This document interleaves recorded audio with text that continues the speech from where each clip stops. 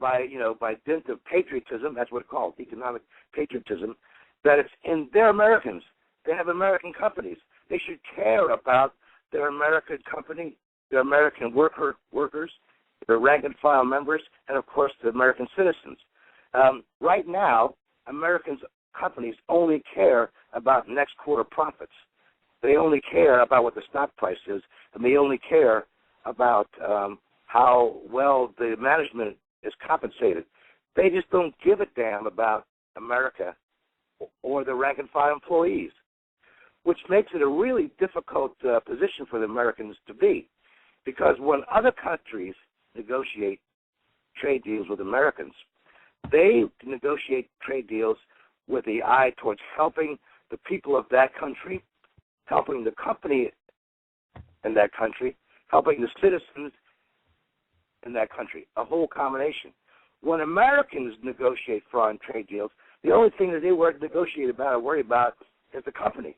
They could care less about American citizens. They could care less about the rank and file employees. They care less about America in general. They only care about the company. So when you think about it in those terms, America, no one is standing up to defend and support America. Sadly, none of our own companies are doing that. They only have themselves to think. They only think about themselves. They don't care about economic patriotism. And that's why we suggested there are some incentives that we could provide companies to keep jobs in America. Not restrictions, but incentives. Big difference. I got you. I think we got you loud and clear now. We've got everything clarified. Speaking of patriotism, and this goes along with what you were saying, but speaking of that, does your group feel that there is a distinct lack of patriotism amongst working America? I think there's a distinct lack of patriotism among corporate America. Yes, I do. Obviously, there's a distinct lack of patriotism amongst the mainstream media, and of course in Hollywood, they're mostly anti-American and anti-traditional values. But corporate America needs to do better when it comes to thinking about how America survives in this country, in this world. As I said before, it bears repeating. When other companies and countries negotiate with the United States, they have a whole package that they think about to help themselves. When Americans negotiate deals, they only worry about what's good for the company.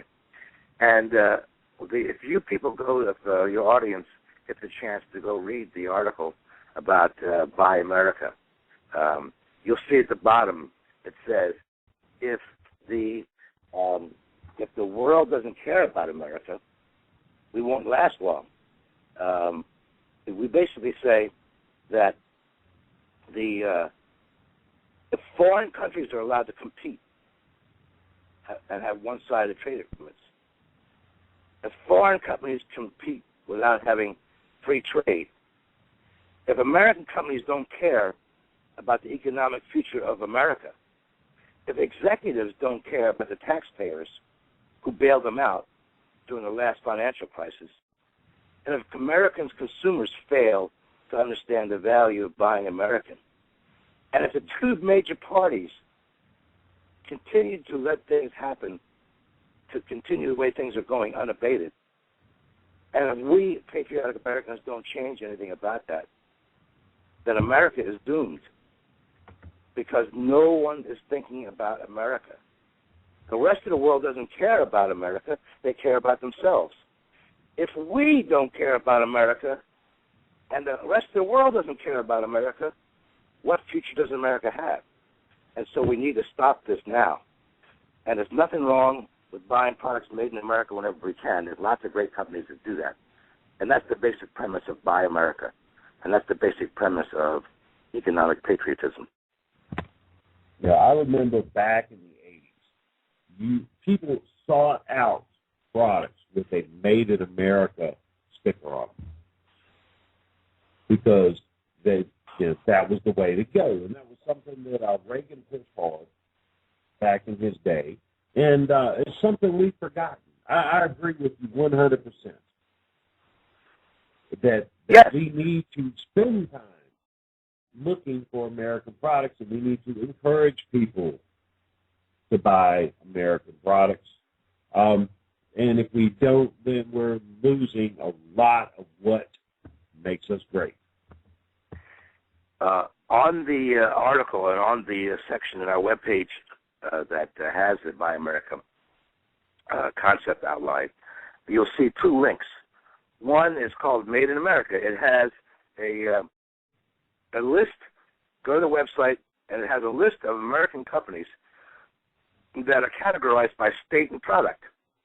And it shows you that there's a lot of American companies that people can buy. There's nothing that the average American needs that can't be provided by a U.S.-based company.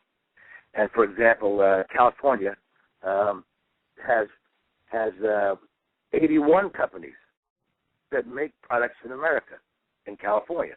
And, like, say, Texas has 59. In addition to that link, there's another link that says How to Buy America. It's a great link that shows, it's a book, actually. It's called, appropriately, How to Buy American. And it gives you an overview of how you can go search for products, search for companies, locally and statewide, and compare prices. And many times you'll see that the prices are not that much more expensive than foreign imports. So whenever we can, whenever Americans can, they really should go out and try to buy American-made products because it can only help us.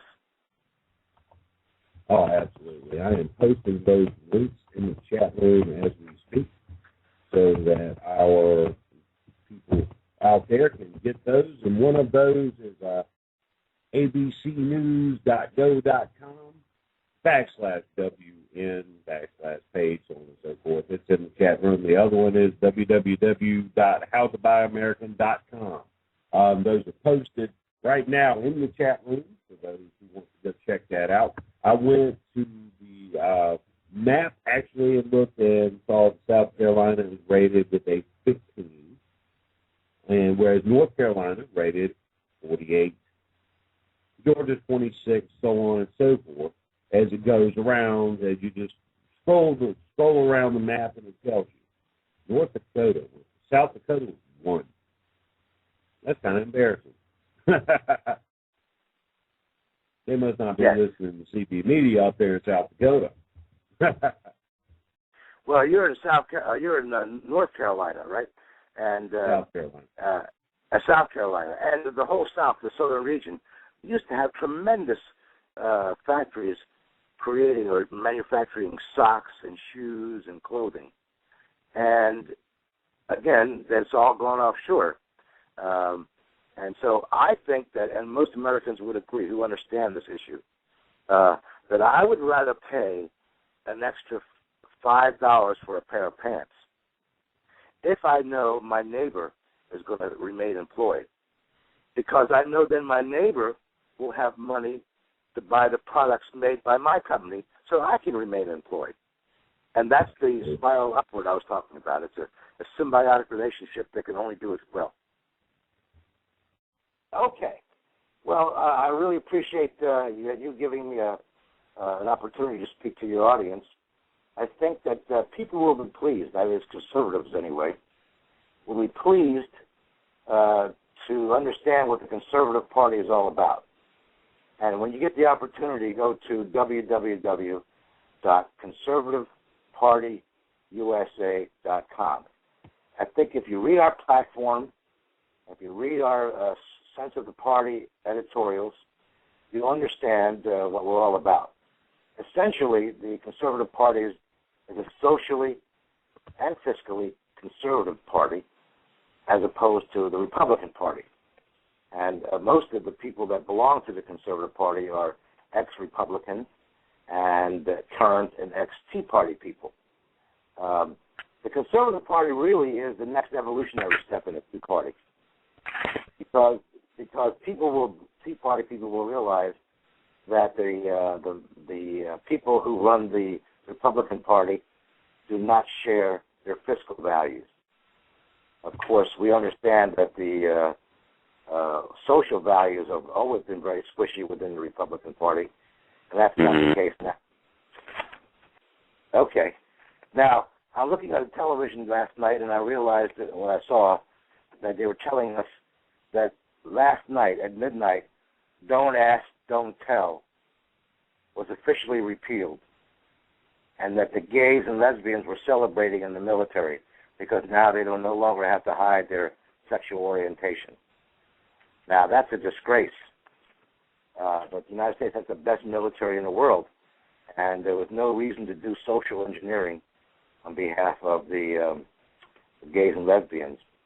And the only reason that was able to pass, the only reason that Don't Ask, Don't Tell was to be able to be repealed is because 8 Republicans voted to repeal it.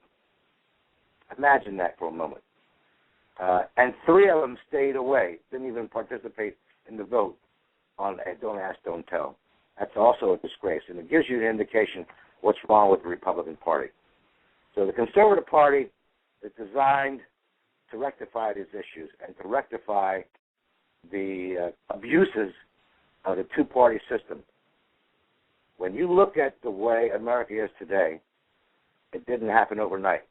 Nothing could have happened unless the Republicans and the Democrats colluded to allow these things to happen, from earmarks to excessive spending to raiding our Social Security trust fund, putting us in financial debt, to having the biggest debtor nation on earth, because Republicans and Democrats allowed it to happen. The Conservative Party, on the other hand, is designed to be from the ground up a conservative organization. And we're not going to repeat the mistakes of the previous third parties like the Constitution Party or the Libertarian Party by trying to run candidates for president and governor without first establishing a solid conservative base from the ground up. One of the things you also should look at when you look at our website is Project Mayberry. Project Mayberry is a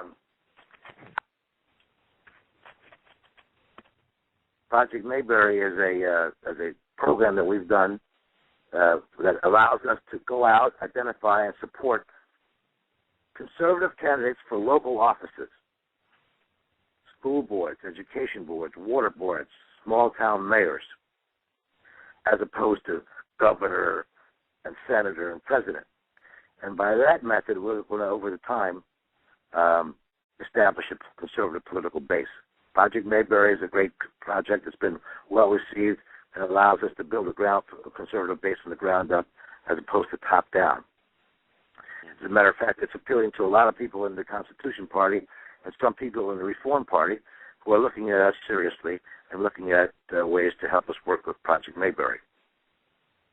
So the bottom line is that we want a seat at the table. The two parties are corrupt and inept, as evidenced by what America is now, the state of America is now, and the Conservative Party's objective. We don't need to be a majority party. We don't need to have overwhelming majority in the House or the Senate or even local governments. Our objective is to have a solid, cohesive minority, to create a solid, cohesive minority with a seat at the table that allows us to influence and stop the abuses of the major two parties. And the way to do that is through Project Mayberry. We can't continue as usual. At the same time, we're not going to split the conservative vote. We have and do support conservative candidates throughout the country and throughout local governments. We would never split the conservative vote. Number one, because we don't have a candidate yet. Number two, because we're not on the ballot. So for those conservatives and Republicans who are looking at us, have no fear. We will not split the conservative vote. Obama's going to be defeated next year, and that's our objective. So please take a look at the Conservative Party. I think you'll like what you see. We're solid. We're socially and fiscally conservative, as opposed to what the Republicans are. And because we are not trying to become a majority party, we don't have to compromise our values.